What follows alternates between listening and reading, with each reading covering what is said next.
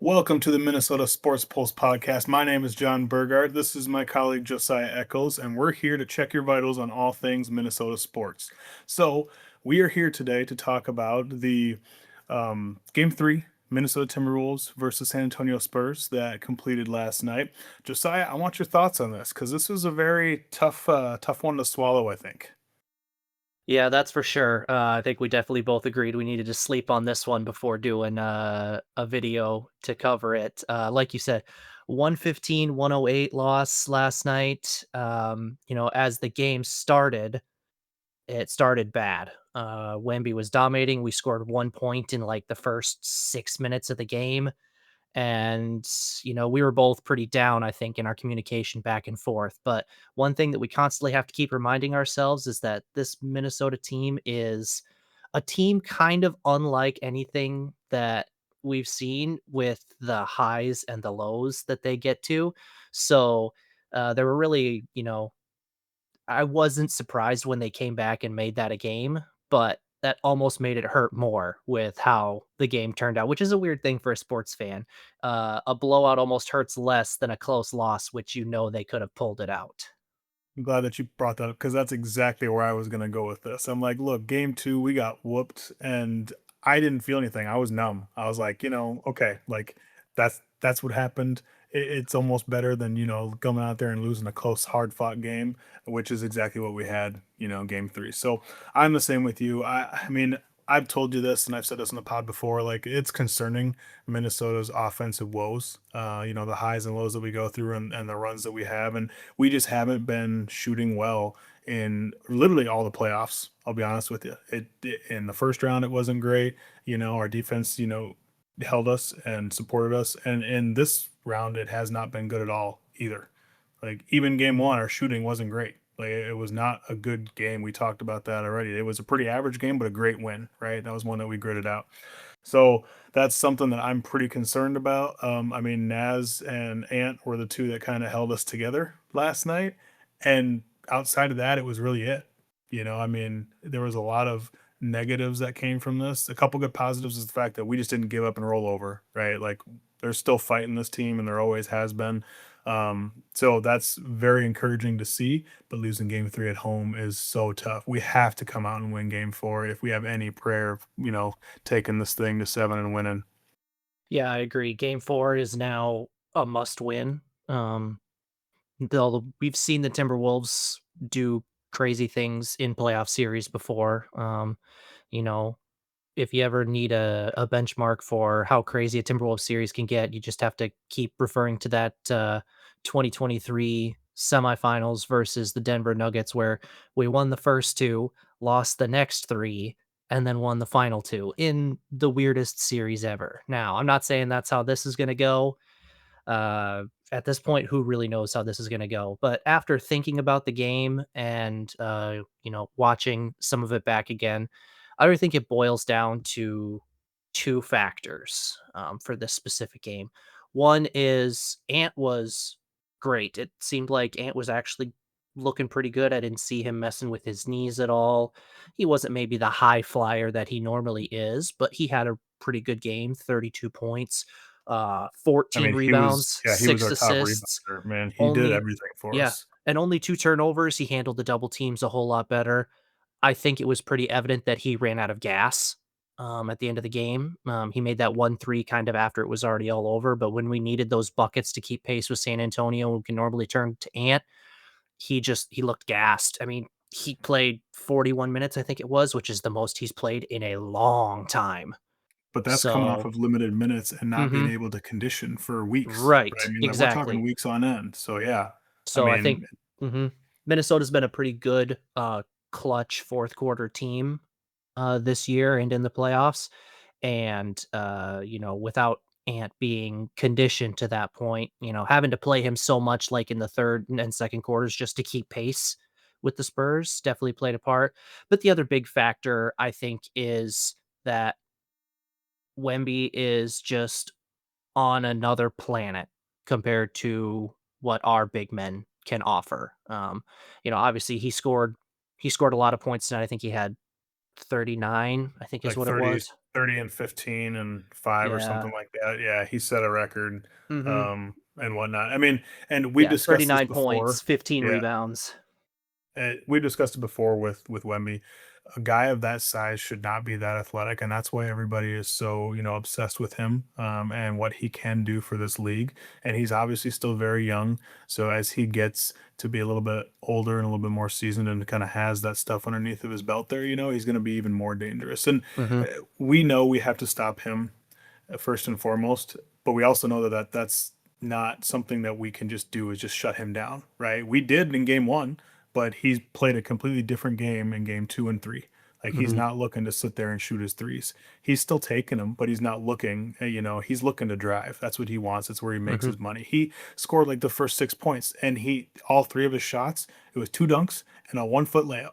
That's what it was. Like that's how the game started is with him attacking and going, and they were looking for him right down at the basket too. I mean, if I had a 7'4" guy on my team, I'd be looking at the basket every time just to throw an alley oop. All he's got to do is jump up and catch it. So I don't know. That's tough. I will say, like, we out rebounded San Antonio in the first half and in the second half, like both.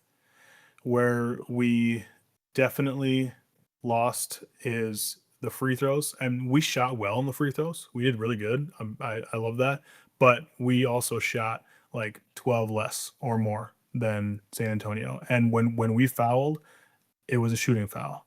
And when San Antonio fouled, it wasn't. Like we need to be better at that on our side, on both the defensive and on the offensive side, to take advantage of those things because that was huge. And San Antonio shot pretty decent from um, the free throw line as well. They kind of took advantage of it. So I wanted to kind of hit on a couple things here. First of all, what I wanted to jump into is I want to get your opinion on last night, which of the players needed to step up and didn't. Yeah. Um, I think there are 2 main candidates for me that needed to have better performances. And I'm glad you pointed out the free throws too. The Spurs made 7 more free throws than the Timberwolves in this game. They attempted, I think, 12 more, they made 7 more. It ended up being a 7-point game. Free throws only tell part of the story. Where I think the Mhm. story of this game is really told is in the box score numbers for Julius Randle and Jaden McDaniels.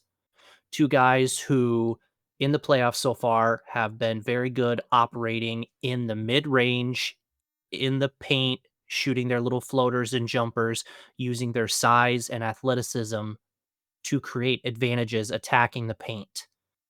And I think that, 1, they didn't have very good shooting nights there. Jay McDaniels actually made a Just couple of threes, which was a good sign for him, but I think this boils down to the Wemby effect. His Wemby's scoring, I'm not so much concerned about. He's a generational talent. Sometimes he's just gonna make shots. If he's hitting threes, I I think he's truly unguardable. Same kind of thing with Jokic. If they're hitting their threes, there's nothing you can do. They're gonna get their points. They're too versatile Mhm. and too skilled. Of course. Where I think the Timberwolves failed in this was they let Wemby dictate their offense. The Timberwolves shot like 38% from the field, and the numbers for Jaden McDaniels and Julius Randle taking those shots inside the paint, um, let's see here. Julius Randle was 3 for 12 and Jaden Mm. McDaniels was 5 for 22. Yeah. It So, was terrible. and the funny thing about that is they went 10 for 10 combined from the free throw line. They were attacking, but then instead of continuing to attack and go at Wemby and into Wemby, they're settling for low percentage fadeaway Mhm. mid-range jumpers because 'cause they're so worried about getting it blocked. Go Yep. at him. If he blocks it, he blocks it, but if you get fouls, you've been great from the free throw line. We had Wemby at 5 fouls in this game. Yeah, I with like just 6 minutes Mhm, left or something like that. I was like, if we could have capitalized mhm, on that and got it early, I mean, mhm. oh, that would have been great. Yeah, and the refs were letting a lot of things, go tonight. It was a very, very physical game. But yeah, I think that's the 2 guys there, you can't rely on Ant to do everything. Yeah. At this point in the playoffs, the Spurs are too good and have too many bodies to throw at Ant.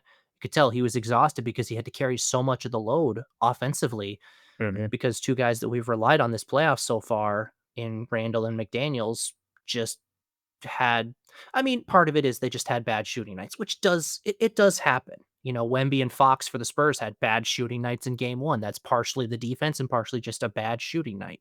Yep. But that doesn't mean you stop attacking and going at them, you know, instead of settling for awkward shots and fadeaways that are lower percentage. Yeah. I mean, I'm in complete agreement with you. I was also going to list off Randall and McDaniels, but we've talked about them enough and their struggles last night, which I mean, I truly think was the reason for our loss, just because they played so many minutes, right? Like two of your guys that play so many minutes, if they're just having an off night or just playing bad or whatever it is, then I mean, it's really hard to overcome, especially against Wemby, and company, because they got a really good supporting staff around Wemby too. Like we can't, forget about these other guys. Like they are playing hard and they're playing fast. Fox played fine. Then you got Castle. Castle's been doing really good against us, and I don't like that one bit. So I'm not going to go through their whole thing, but the other guy I wanted to talk about was AO, and I noted that in the first half, AO was a complete liability. He had 0 points at halftime. His shooting was awful. His decision making was terrible. The only thing that I can like give him props to in the first half was his defense, and that was iffy at times. But everything else that he did, it just seemed like he was scared to be out there on the court. Now I don't know. Somebody kicked him into gear, because in the second half he came out and he kind of flipped the switch. Right. I think he finished with like 11 points and he made 3 threes in the second half, which is big for us. But that first half was bad. I mean, it was terrible. And we took out Conley and we put AO in for the rest of the half. Like that, Conley played the first 4 minutes and didn't play again. That was it. So that was a huge thing that I noted at halftime that I was not. And I mean, we were tied at half. But think if AO could have just played a game, or at least been a part of that, because he was nowhere to be found on the court and he played like 20 minutes in the first half. Yeah. I think that's a good shout out. There's definitely a tale of 2 halves for him. And I'm not as concerned. I was much more happy that he was able to be out there. He was either taking it a little tentatively or whatever it was, you know, he wasn't quite as explosive. But again, his game in this series is got to be more about his defense, his decision making, and his outside shots, because Mhm. his biggest strength is his speed and getting to the basket.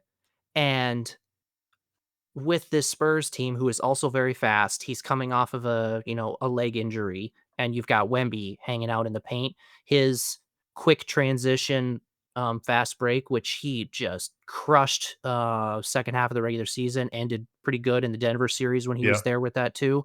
You know, that's not as big an advantage in this series. But yes, his first half, his decision making was bad, very, very sloppy. I was kind of surprised at the turnover numbers for the Timberwolves. Like watching that Hmm. game, if you'd have told me they had 25 turnovers, I would have believed you. They Yeah. actually only had 12, and their season average was 14.7. Yeah. So they actually, it felt like they turned the ball over a lot more than they did. I think there was a lot of instances where they got stripped of the ball, but then they recovered it again. You know, Yeah. they may have It not was turned just the ball sloppy in over, that sense. sloppy, Yes. and then forcing rushed possessions, rushed shots, things like that. So, Well, um AO he led our team in turnovers, and I believe he had four. And I think all four, or maybe it was just three, were in the first half. Like that's where mhm, it came to, like, where his decision making and just execution was off, right? I mean, otherwise, I think we played good. But what I want to hit, the last thing I want to hit on for this video is our defense, and we usually hang our hat on defense, and we did hang our hat on the defense from midway through the first quarter to the end of the second quarter at halftime, right? Then coming right out the gate in the third and fourth quarter, our defense slowly faded, and it faded and it faded and it faded. And that's what happens, because we messaged back and forth several times. Every time we get a bucket, we can't get a stop. There was like mhm, five straight times down the court that San Antonio hit either a 3 or a 2 point bucket. And we mhm, were also scoring with them. So like that's why they didn't blow us out, is because we would go down the court and we would hit a three or we would hit a two. So our offense looked like it was clicking a little bit better, but our defense could not get a stop. And I don't know what to pinpoint that. Was it just that we were tired, which we haven't seen in any of these series, right? We've been the team who's been our pedal to the metal the entire time, and the other team's always gassed. Were we tired? Did they just execute phenomenally? Were we lazy? Like, what happened in that sense to make our defense look so bad when our offense was looking so good? I was just astounded. Yeah, and I I might push back on that a little bit. I think that Wemby played one of the greatest playoff games that we've seen in a while from an individual player. You said when he's hitting threes, he was 3 for 5 from the three-point Right, land. right. At the end of the game, he was dictating just about everything. His effect on the game and his performance were so good, and yet the Timberwolves held the Spurs to 115, which sounds like a lot, but in today's NBA playoffs, if the star scores 39 points and you still were able to hold that team to 115, the Timberwolves are a good enough offensive team at home that that's not a number that they can't overcome. Um, I think they dug too big a hole for themselves, having to work back from that slow start in the first half. When you have when you have a home game like that where you need to come out with the energy, they came out flat.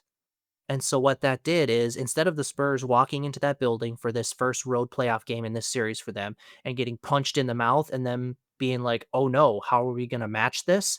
They had all the confidence in the world for the rest of the game that wow, we got back to their building and these guys didn't even bother to show up again. Now the Timberwolves worked themselves back into the game, but the amount of effort and energy that it took, especially from guys like Ant, to get us back to that point, that's when we ran out of gas in the fourth quarter, when that should be a strength for us with our depth, our athleticism, and the crowd behind us. And in the end, the Timberwolves were the team that ran out of gas. So And I think it was much more about the energy levels and the decision making than it was necessarily about the specific defense. Because I mean, there were instances where like Minnesota played great defense, forced a great shot.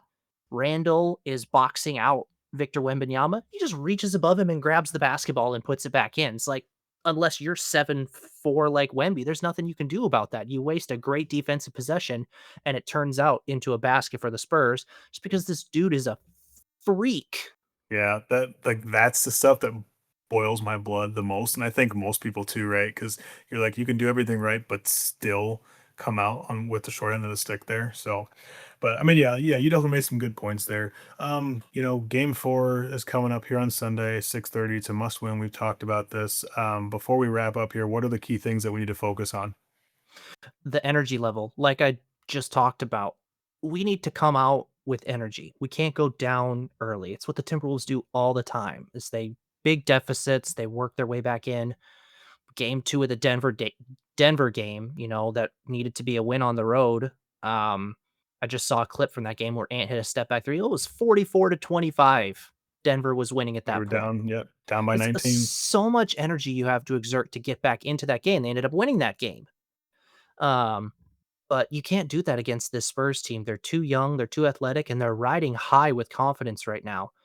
I think I think the big thing for game 4 is just need to come out. We need to throw the first punch. We need to Mhm. land the first punch on this Spurs team. Make them nervous. They're still an inexperienced team. I don't think Wemby will have that type of offensive performance again. Now, will he still be a major factor and the most important swing point of this series? Absolutely. Oh, Do yeah. I think he's going to drop 39 again? No, I don't really think so. So we need to just play our game and focus on our energy levels and our decision making is I think those are the 2 points I want to hammer home for game 4, which gets to be at 6:30 instead of 8:30. We might get to go to bed at a reasonable hour on Sunday That's night. that's the most, important part of this for us, right? So, no, I agree. I think we need to, throw the first punch. You hit it on the head. I mean, perfect. The second thing that I want to hit on and I want to see, and I've been talking about this for episodes now, is I want to see our offense of shooting actually be decent. Like we finished last game, I think, with 36% or something like that from three, and I think 38 overall, which is not terrible. Okay. Three-point But percentage isn't bad. The from the floor is Yeah, bad. exactly. Like, so like 36% from 3. I would still like to see that higher, but that's just me being greedy and okay, I'll, sit down Mhm, and take my medicine there. But yeah, like, the 38%, like that's where we lost is because we didn't take the high percentage shots like you talked about a little bit earlier and San Antonio did. And they beat us in that 2 point percentage. Like mhm, that's where the difference is at right there. And so we need to come out and take those good high percentage shots and hit them. We talked about how many open threes we missed last night, right? And how many open jump shots and things that we just couldn't get to fall. Now, a lot of that was in the first half because in the second half we looked a lot better. But if we can put two halves together like we did in the second half for our offensive, just think. I mean, that's what we've been used to seeing in the past too. So mhm, that's what I want to see. I'm really nervous about our offense, and I've mhm. been very vocal about that. So we're playing a great defense, so that's the tough part too, Yeah. right? This is where, and obviously this is kind of a moot point, but I'm gonna shout it out anyways because he deserves to be shouted out. Having Dante DiVincenzo changes everything in this series for us. He's our best outside shooter, quick release, catch and shoot, space the floor, and you can never say that he doesn't bring the energy and the Oh, effort. yeah, and ball I handling, man, I we're firmly missing believe that. that we don't go down 13-1 to start that game with DiVincenzo on the floor. Mm. So, Yeah, we miss him dearly, and we mhm, have to remember that that's also like us as Minnesota fans, right? We have to remember we're not at 100%. Like no. even though Ant is playing and AO is playing, we're not at 100% there, okay? And we're missing Dante. So like, Mhm, it's tough because those are the cards we've been dealt, but we have to play them, and our expectations aren't really going to change, mhm. right? We want to keep our expectations exactly where they're at before. So, anything else you want to hit on then at all? Chris Finch really tightened up the rotation in this game.